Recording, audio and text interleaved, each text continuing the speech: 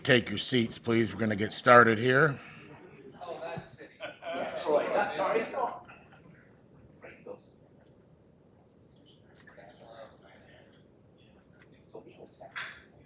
Oh, he's not on the committee. Okay, we will call the June 9th Public Safety and Transportation Committee meeting to order. Be looking for a motion to approve today's agenda. So moved. Moved by Duckham, supported by Williams. Any additions, subtractions, discussion? Seeing none, all in favor say aye. Aye. All opposed, passes unanimously. Takes us to the first opportunity for public comment. Is there any public comment? Aye. Yeah, come on up, sir. Thank you.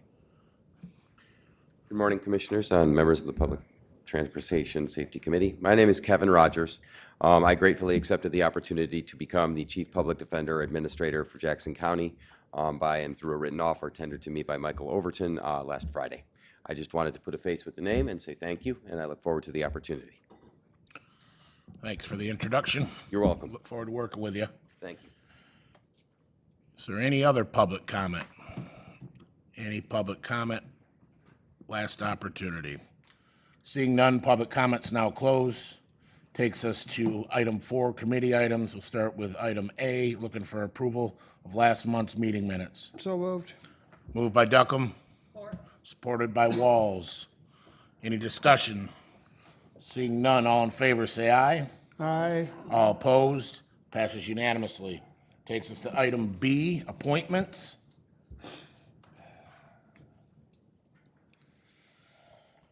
This month, we have the Emergency Management Advisory Council. There are several positions with current members.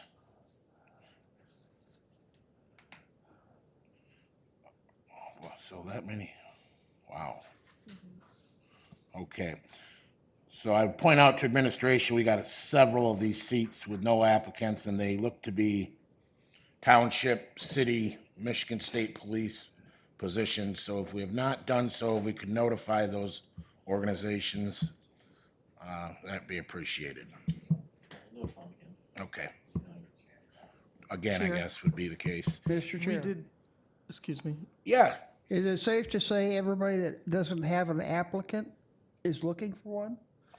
We don't know, so we're gonna contact them and find out. Oh, we did have a meeting a couple weeks ago and we did remind everybody in attendance and via email that their terms were expiring and that they did need to reapply. So they have been reminded via email and verbally. I would send one more email respectfully. Okay, thank you. Yep. Commissioner Bear. Thank you.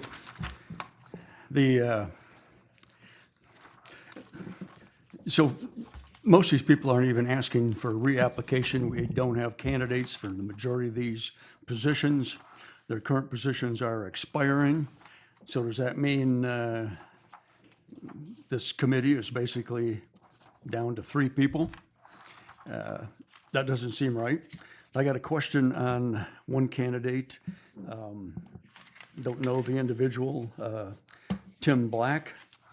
This is the most blank application I've ever seen. So many fields are not even filled in.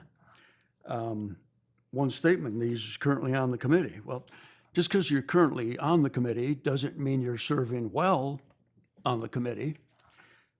We should at least have this application filled in more. What activities are you doing in the community? Nothing's listed.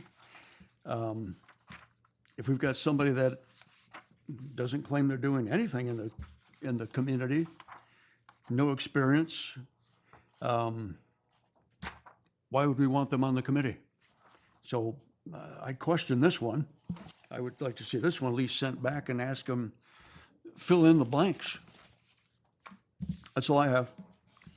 Thank you, Commissioner Bear. I would just add, like anything at the Tuesday night's meeting, all commissioners are able to nominate other candidates from the floor if they feel someone else is more qualified. So I would just add that to you. If you think you've got somebody down there at the Jackson County Medical Control that is more qualified, feel free to nominate them at Tuesday night's meeting. Commissioner Williams. Thank you, Mr. Chair. I just wanted to let the Board of Commissioners know that I do plan to reapply. Thank you, Commissioner Williams. Well, we'll start with the county commissioner then. I would put forth the motion that the recommendation is Darius Williams. Any discussion? Yes. The county commissioner position on the Emergency Management Advisory Council, I'm making a motion to reappoint Commissioner Williams. All in favor, say aye. Aye. All opposed? Congratulations, Darius. Yep. Takes us there to Jackson County Medical Control. We have the current member, Tim Black. He is also the applicant. I see no other applicants. I would put forth Mr. Black. Support. Discussion? Got your comments from before, Commissioner Bear. I would ask you to please post the vote.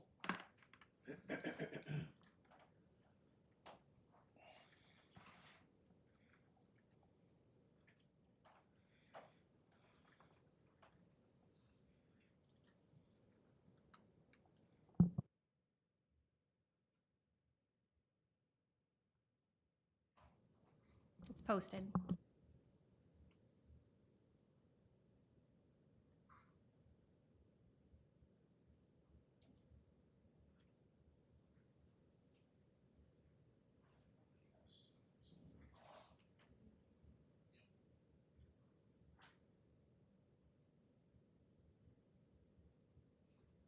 Motion passes 4 yea, 1 nay. Thank you. That will take us down to the Jackson Emergency Medical Services seat that's currently held by Brian Walls. Mr. Walls has reapplied. I would recommend Mr. Walls. Any discussion? Seeing none, all in favor of Mr. Walls, say aye. Aye. All opposed? Mr. Walls will be the committee recommendation. The last that we have an applicant for is 911 Central Dispatch seat. Mr. Hammond is the current member, and he has also reapplied. I would put forth Mr. Hammond. Support. Any discussion? Seeing none, all in favor of Mr. Hammond, say aye. Aye. All opposed? He will be the committee's recommendation.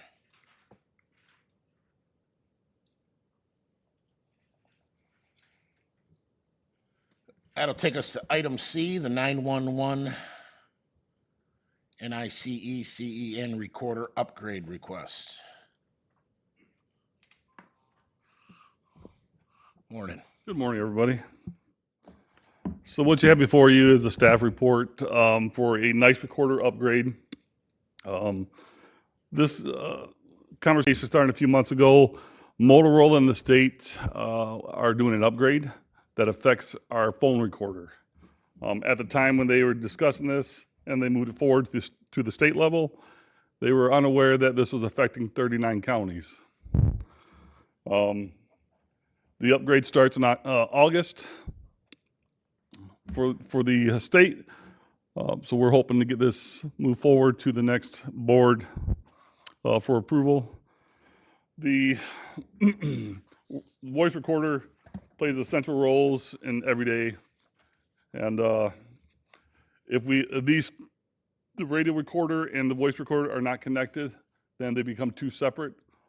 So the FOIAs will be almost double the time to do, because I'll have to go in the back room to do one, and I can do the other one from my computer. If we did not move forward, I did not put that in here, so I want to let you guys know that. Myself and Ben, our IT director, met with Motorola and also met with the Word Systems on the only two people that can provide this upgrade for us, which is an OS system upgrade, a server upgrade, at a cost of about $38,000. Also, we wanted them to include our maintenance. Our maintenance for Word Systems, who is our current vendor, expires in 2026. So we want to make sure we extended that till 2030, which there's the cost of that, $11,000 a year. Motorola came in at $44,000 for the OS server, and then their maintenance agreement was $24,000, significantly higher than Word Systems.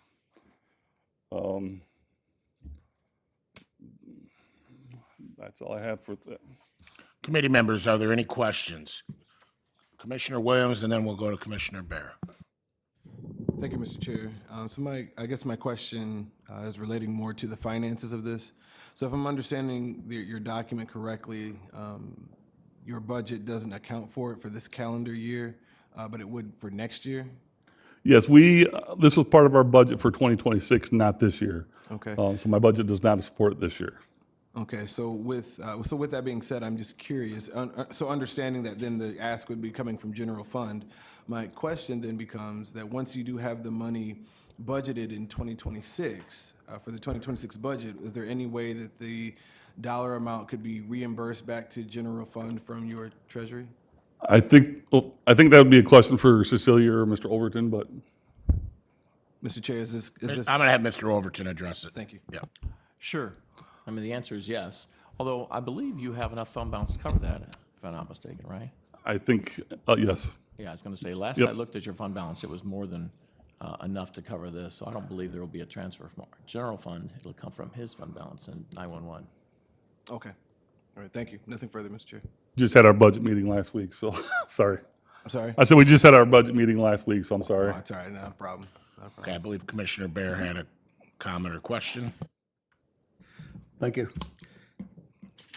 Too, I'm concerned that we're taking this out of general fund this year. General fund is a big category. Can anybody tell me where we have excess money in any of our current general funds that this new Commissioner- request would be taken out of? What's the source for this money? Commissioner Bear, Mr. Overton just addressed that. I'll have him do it again as a courtesy.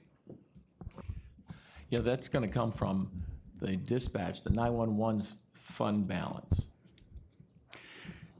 The 911 fund balance is currently what? What dollars? I can't remember. That'd be, I can't. I think like 66. Yeah, he has enough to cover it. Correct. I mean, you know, we've spent the last week meeting with department heads going over budgets. There's numerous numbers swimming through my head, and his is coming up to. Well, if there is a 911 fund balance that can be used for this, why wasn't it used, and why does it require a special request if the balance is already there? The answer to that is, if it's not budgeted, it's a budget adjustment, so we would have to take it from, to the fund balance. So this motion would be like, motion to approve and a necessary budget adjustment, you know, that kind of thing. Thank you. I'll make the motion to approve with any budget adjustment. Moved by Duckham, supported by Bear. That's for recommendation of approval being forwarded to the full board. Is there any discussion? Yeah, you got it. See, what's that? Okay. Post the vote if you would, please. Thank you. It is posted.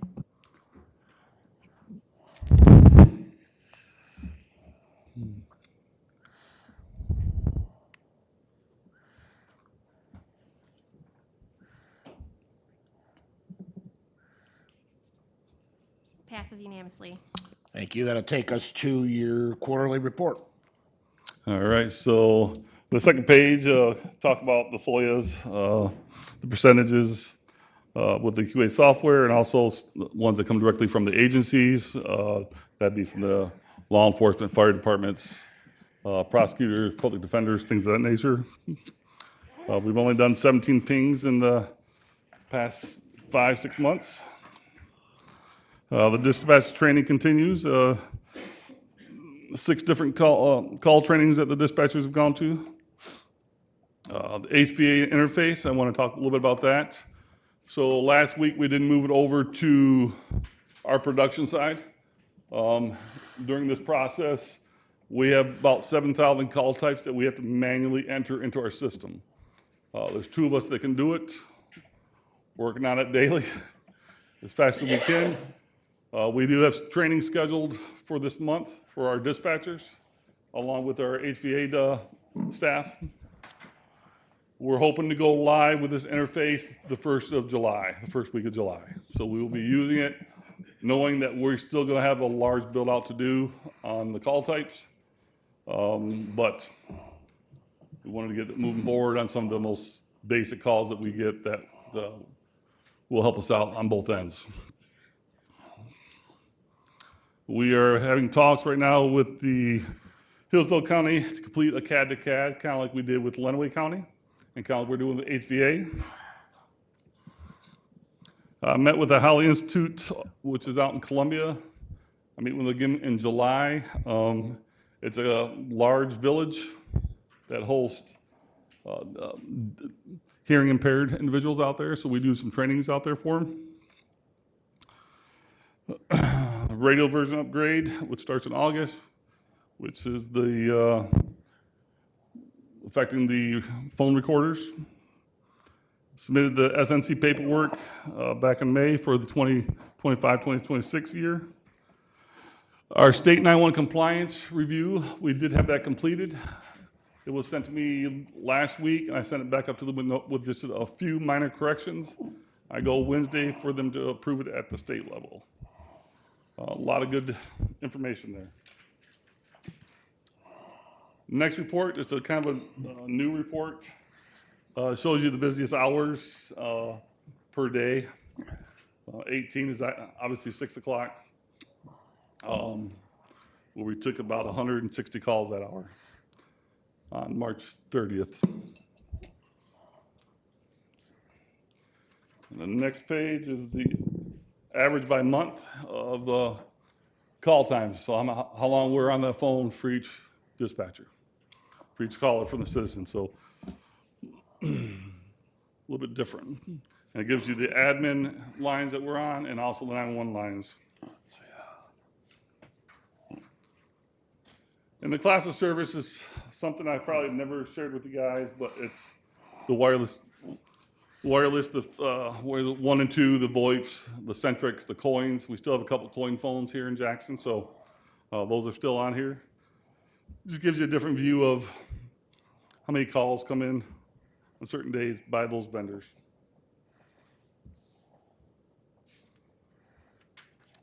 The next page is a newer feature we have where we can take and plot different calls.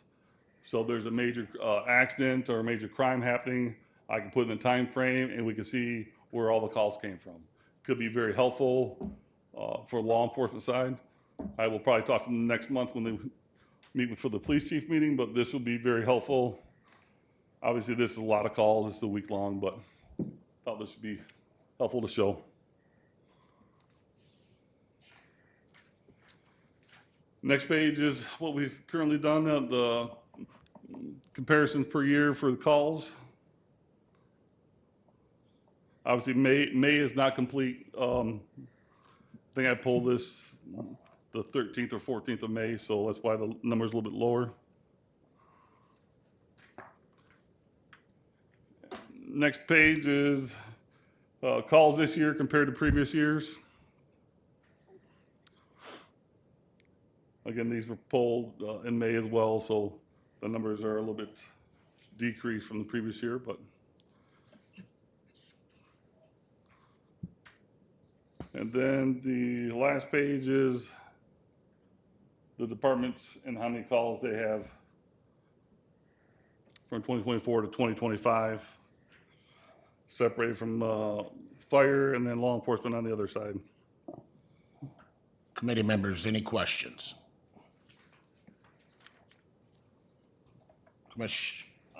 Chairman Shotwell.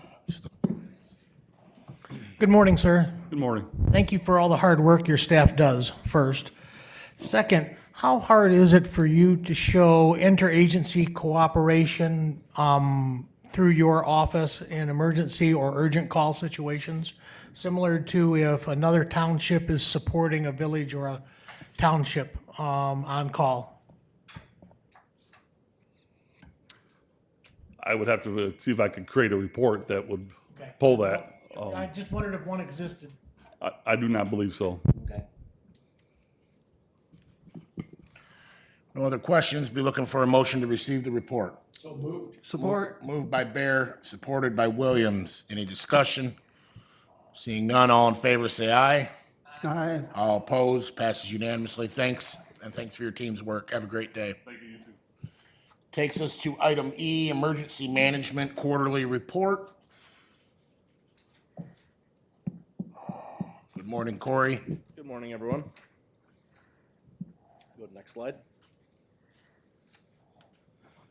So for the last quarter, had several significant events. First one being on March 15th, Jackson County Hazmat Team was requested to respond mutual aid down to Hillsdale County for a leaking 10,000 gallon propane tank. Pretty significant event down there. Our team went down and assisted them with air monitoring. On the 30th of March, as many of you are aware, we had severe weather impact the entire county. This included a 96-mile-per-hour wind gust, which was recorded at the Jackson County Airport at 6:17 p.m. Jackson 911 dispatch received 591 calls between 6 p.m. and 10 p.m. So a lot of calls for service on our emergency responders. A few homes throughout the county sustained moderate damage. A lot of trees down, wires down, primarily damage throughout the county. Caused power outages for a significant amount of the county as well.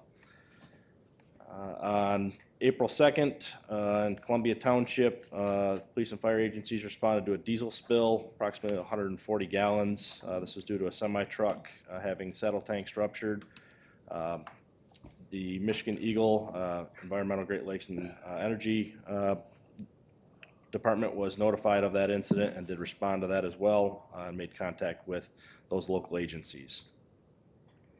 On April 4th, Blackman Township Public Safety, Jackson County Hazmat responded to a large CO2 leak. That is what is pictured in the lower part of the picture there. Large cloud of CO2 was basically engulfing the entire property there. Hazmat team was able to go in and shut down the source of that, and then that was able to be cleared up.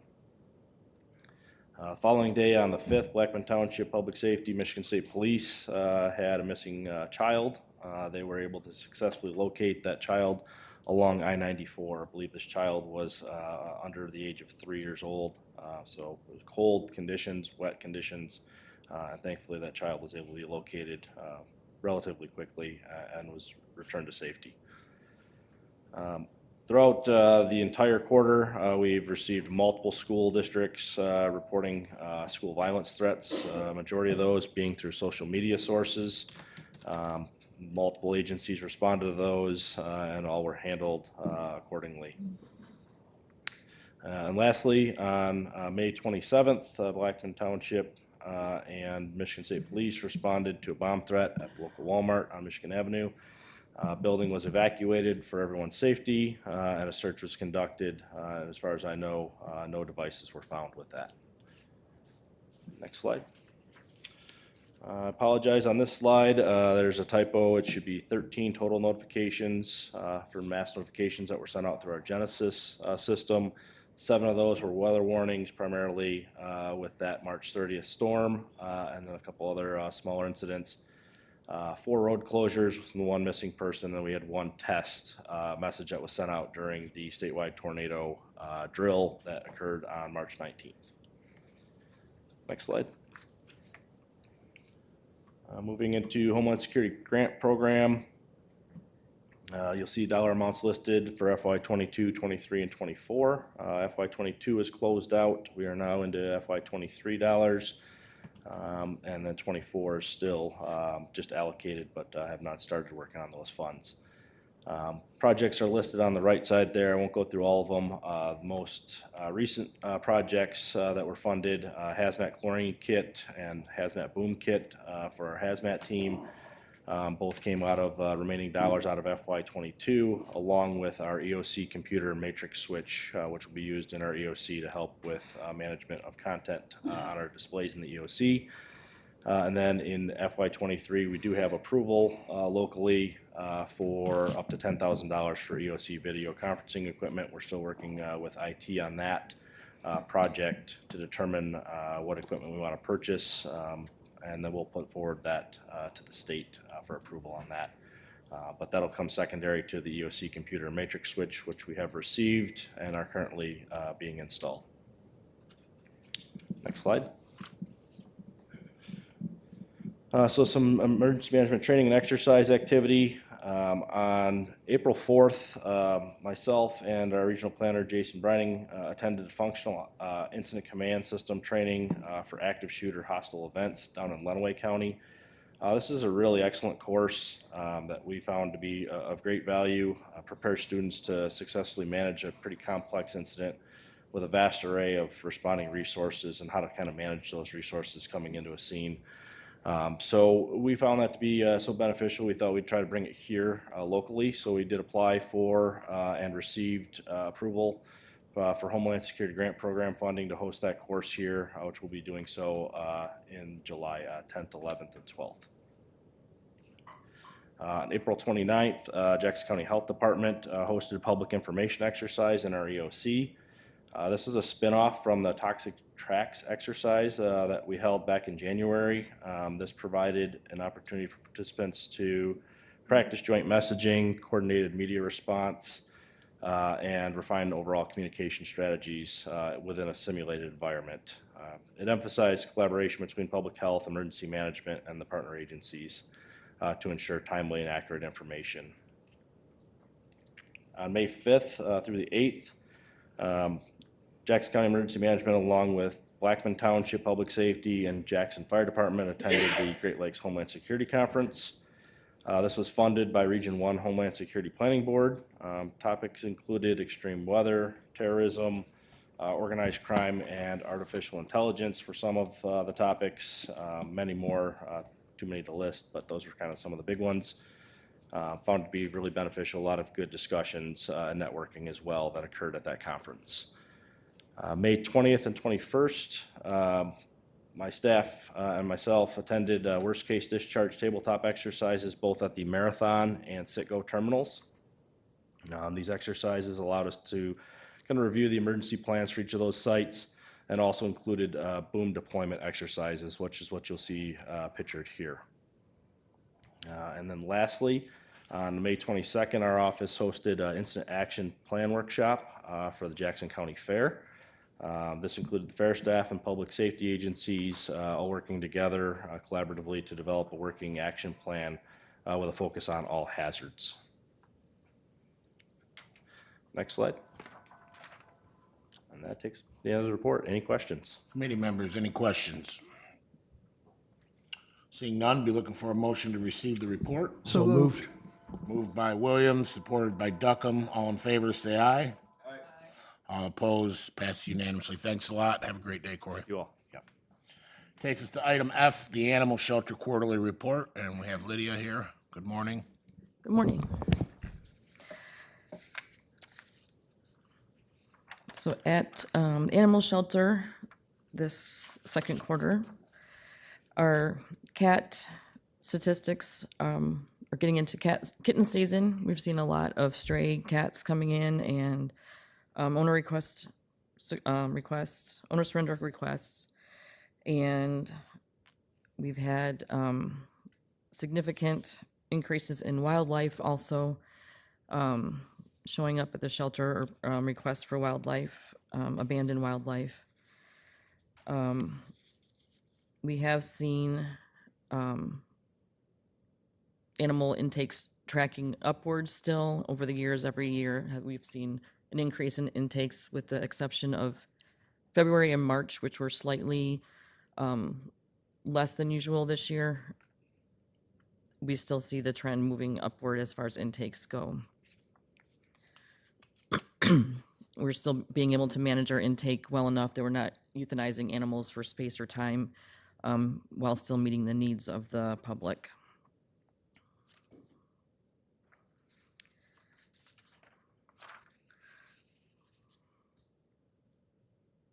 You can go forward. Thank you. Animal control, they're staying busy. We do have our 3 full-time officers working. We were able to obtain funding, or a private donation for lights on the animal control vehicles. So they, when they are in traffic or on the interstate, they're able to have emergency lights to signal that they are stopped for any animals at large. So they are only using those vehicles when they're stopped, not if they're in motion, to not be confused with any law enforcement, like in pursuit.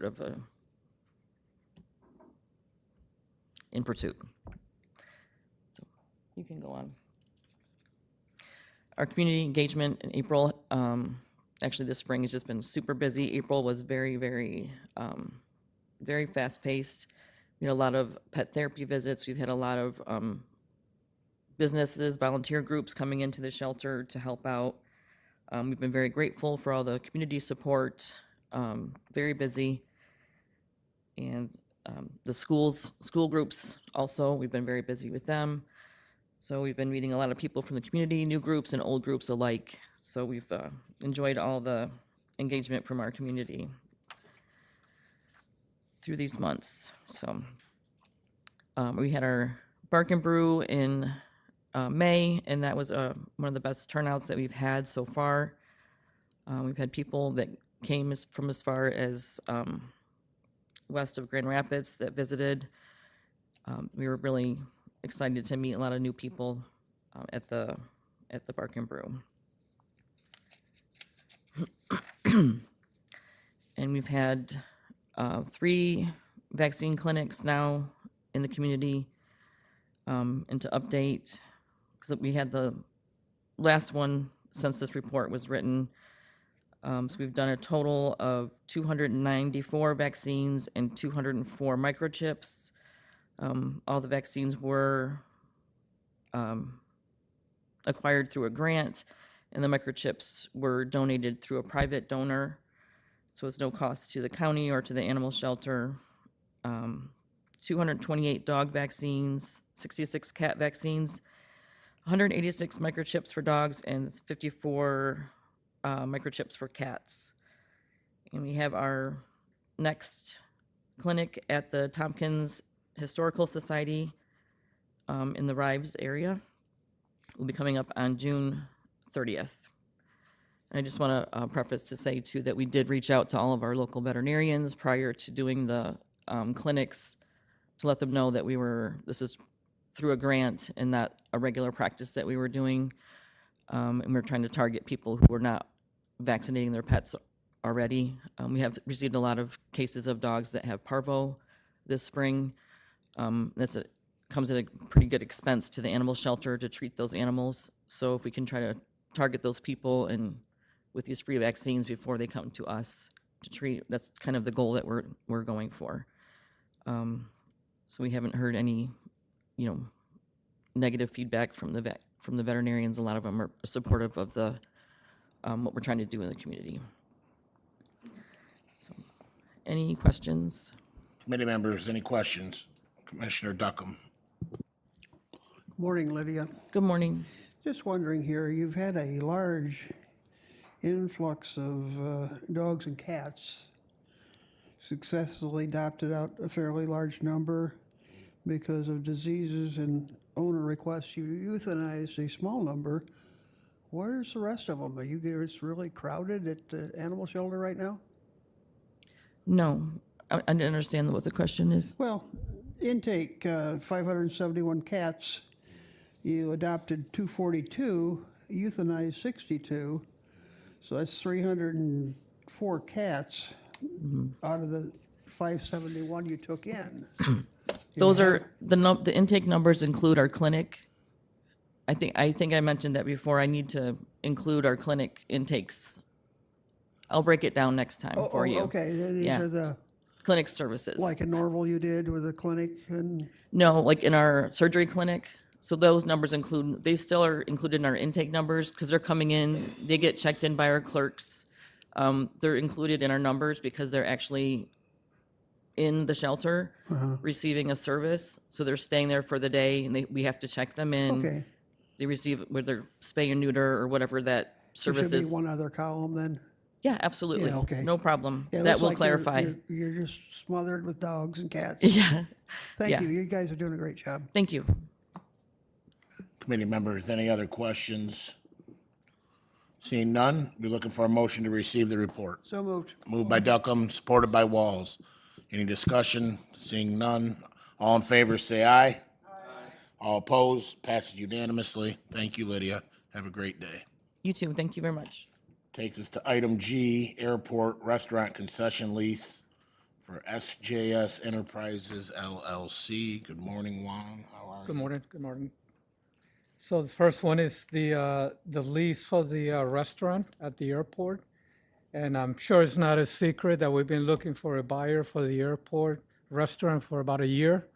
We have found a buyer, and Mr. Joseph Sanders is the individual that will be purchasing the restaurant. I'm requesting a 5-year lease for this business on the airport. And if there's any questions on that? Committee members, are there any questions? Commissioner Bear? Good morning, Juan. Good morning, sir. The sale of the restaurant and the purchase by a new owner, that's a private activity between the current owner and future owner, and there's no airport funding involved with that. Is that correct? That is correct. Thank you. Second question. In the lease, I see that they are minimum, they're to be open Monday through Thursday, 7 to 2, Friday and Saturday, 7 to 8, and Sunday again, 7 to 2. Not knowing anything about your incoming and departing flights, do we not have public or owners flying in past 2 p.m. that would want access to food? It seems limited hours. How does that compare with the flight arrivals? So the restaurant is a private business, and as much as we would like to have a 24/7 restaurant based at the airport, the amount of revenue that the restaurant will be getting from customers if they were to stay open beyond those minimum hours, it just will be a losing activity for the owner of the restaurant. So what we've done in the past, and this has been ongoing for as long as the restaurant has been at the airport, we provide minimum hours, and then the owner determines if they want to operate beyond those hours. And we expect in this particular instance that as the summer season is a busy time of the year, that the owner will stay open later. And but we want to put in a contract format minimum hours that they have to stay open. So so to answer your question, there are customers that could use the restaurant beyond those hours, but probably not enough historically that will make the restaurant a profitable entity for the owner. Okay, thank you for that explanation. Yes, sir. Commissioner Duckham. Yes, sir, I'd like to make the motion to approve the restaurant concession lease. Support? Okay, motion by Duckham, supported by Bear to forward to the full board with recommendation of approval. Is there any discussion? Seeing none, if you could please post the vote.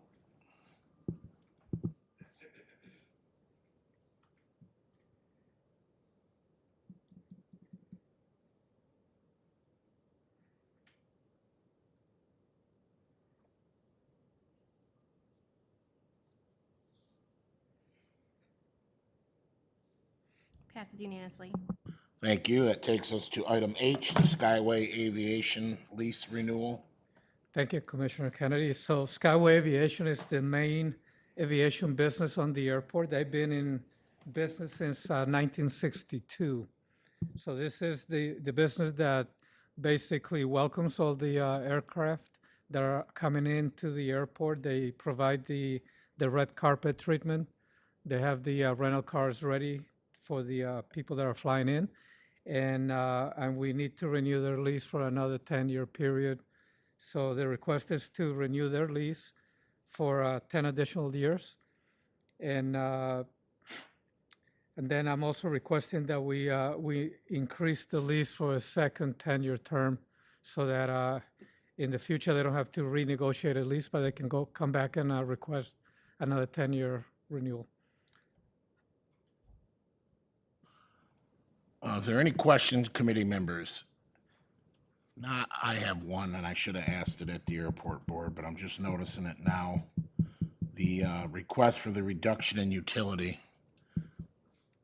With there being 10-year renewals and the cost of energy generally going up each year, does that mean for each renewal, that's gonna be that utility amount reduction, or is there room for that to increase should the market dictate that? Yes, sir. We do have the opportunity every year to increase the not only the rental amount, but also the utility amount.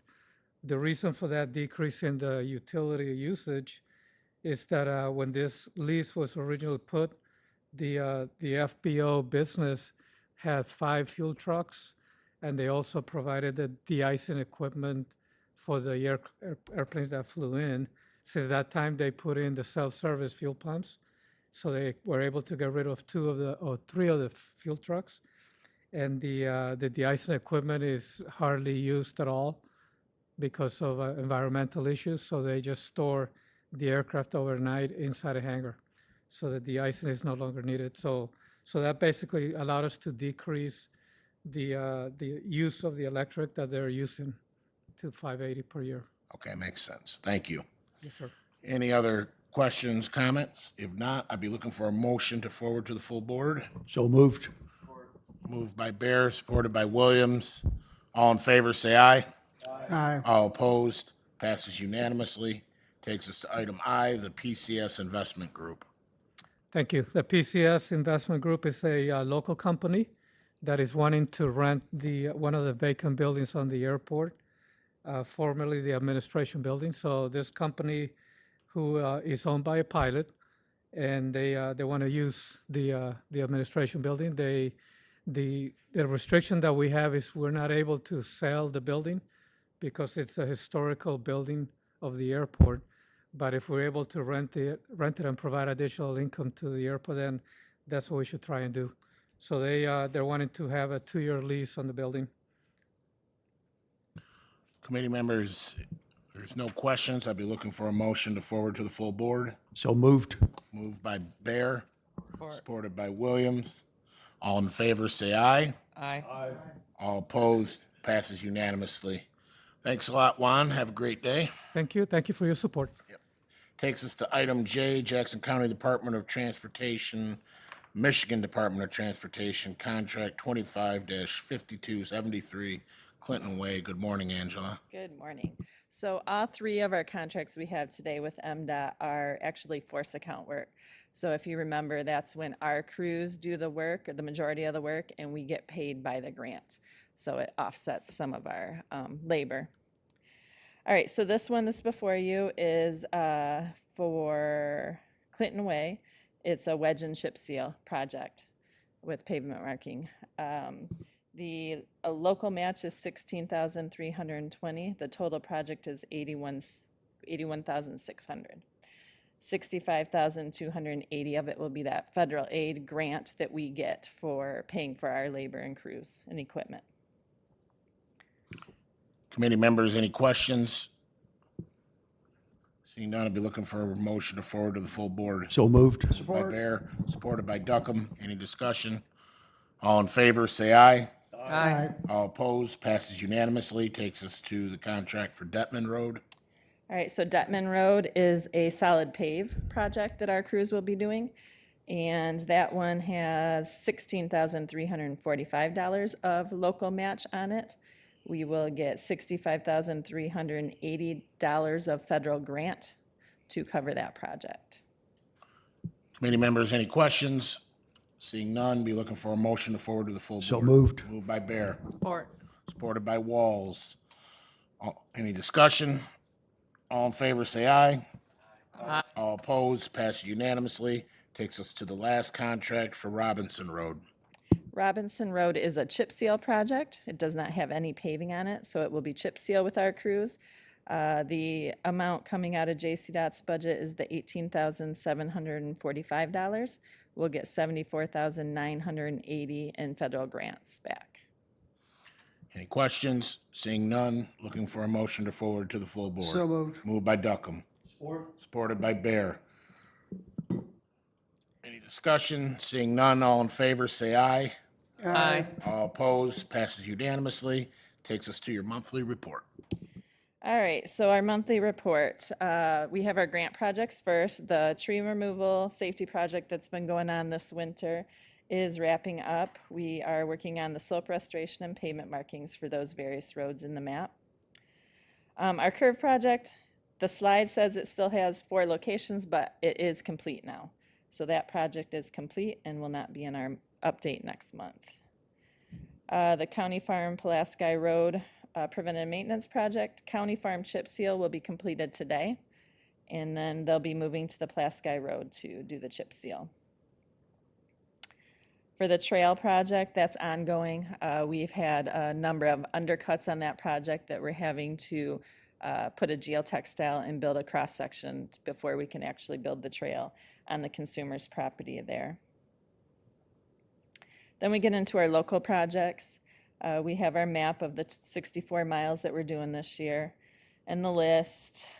Then we get to some updates. So Blackman, there's some pictures of Vidito Lane, which is a public road. We went back to the documentations and it was certified years ago. I know there were some questions on that.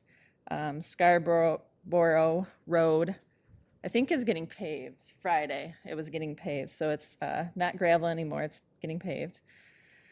Then we go to the Concord Township. That's a full pave that our crews worked on there. Hanover Township, so the Leisure Lane is a wedge skip paving project that they're partnering with us on. And Cottage Drive is a full pave. Henrietta Township, we did some skip paving on Coon Hill Road. Pulaski Township, again, that's the other section of Lutton Road that was a full pave. And then we get to our maintenance information. So we have our summary of our Q alerts there. We've had, as of the end of May, we had 2,211 Q alerts so far this year. We've only had 318 open as of that time. Chairman Shotwell. Angie, what is a Q alert by definition? So it's a service request. Whenever somebody calls into our office or reports it via email to any of our staff, we get it, we put it into this Q alert system. It's the brand, but service request. So when you have a need for us to do something, we put it in there so it gets to the staff and we have documentation on the progress of it. And actually I was gonna update at the end, but I'll go ahead now since you asked me that. If you go to our website, the transportation homepage, we now have a link that says report a, let me make sure I read it correctly. It says report a road hazard. If you click on that, now you can go in, there's a second, when you click on that, then it takes you to a page that says click here. Click on that, it takes you, you can enter your own Q alerts now, or the residents, anyone but it can. If you create an account, then it allows you to track the progress of that Q alert. So anytime we have a status change on it, it'll email or call or text, whatever method you want to be updated on. So I just wanted to put that out there. I know we've had a lot of questions on how people will know the status of their service requests. So you're now able to do that. We are going to have a map that gets up there also that will be clickable to see where service requests are put in. If I may chime in. I just wanted to chime in there briefly to say that we've talked about this for a while, and we want to try to be as transparent as possible about the work that they do every day, as well as we're working towards making it available on our website, road projects just so it's real easier, I'll say it that way, because you can find it, but it'll be easier for a resident to go online and see if their road is even on the list, because, we generally know a number of years out when a road should be, when it should receive some work, I'll say it that way. In the past, I've done this in the past, other places I've worked, and it really does come in handy. Sometimes people say, well, you're just giving people an opportunity to complain. Well, there's truth in that, but at least they know when their road is. And when something changes, I know when I was the city manager, we used to do this, and sometimes the road would change. It might get pushed back a year, or it might get moved up. Why'd that road get moved up? I would have people call me and say, my road got bumped by this street. Why? Well, because the water main broke under that road, and we're gonna have to dig the road up anyways to fix the water line. So if we're gonna fix the water line, we may as well finish the road and do it in one fell swoop. So, and we also wanna make sure we show people the variables that go into what we do, why we do it on a road, meaning, how much traffic the road has, those kind of things, so that they can more readily appreciate, understand what we're trying to accomplish. Our people want to do good work, they do good work. Now the mistakes don't happen, they do. But we want to make sure we do our darndest to communicate to the public so they understand that. And this, I think, here is a good start in that direction. Thank you, Angela. Commissioner Duckham. Yeah, I have two questions. Had a request the other day to get a couple potholes fixed. They wondered if they, to save time, they could come out and pick up the asphalt. Is that No. any possibility? No? Okay. All right. They thought they would lend a hand. Secondly, I see in Normal Township's getting 2 roads re-gravelled. Is the township paying for that? Yes. Okay, because I see my road got left out. We're as bad as the other 2. I'll take that up with the township. Thank you. Yes. Okay. Sorry, go ahead and continue. Gonna interrupt again? Yeah. Go ahead. Yeah. Yes, of course. I forgot what to say. Go ahead. Come on. Okay. Come back. So after the Q alert summary is the patching. Again, that's just totaling the amount of tons of material we're putting in holes out there. For May, we've done did 542 tons, which is a lot. We have a total of 2.18 miles we could have paved this year solid with the amount of material we've put in holes. For permits, we've got our numbers there. We had 38 oversized seasonal permits in May, 126 right-of-way permits, and then she did 70 soil erosion inspections in the month of May. The only thing I wanted to add is that we are almost complete. We should be complete this week with the brining of our gravel roads for the first round. And then roadside mowing is about halfway through the township for our roadside mowing.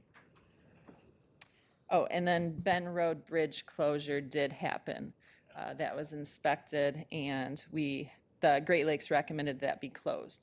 So we're hoping that with that closure, it bumps it up for the funding, and we'll be able to rebuild that bridge in 3 years. Mr. Overton. I was just going to say that, we are always looking at innovative ways to fix roads, to build roads, things like that. I know we had just talked about that road, that new pavement that's porous. The water just flushes right through it, so if it doesn't hold water, it's not going to freeze and thaw. Of course, the problem with doing that is, as we looked into it closer, is then you got to start vacuuming the road because it will get clogged, the actual asphalt, so to speak. Yeah, porous pavement's not new. To me, Yeah, right. No, it's been used, I think the health department, yeah, it's in a parking lot there, but the problem is it does get clogged. Living in a state that has a winter, all those debris gets in it.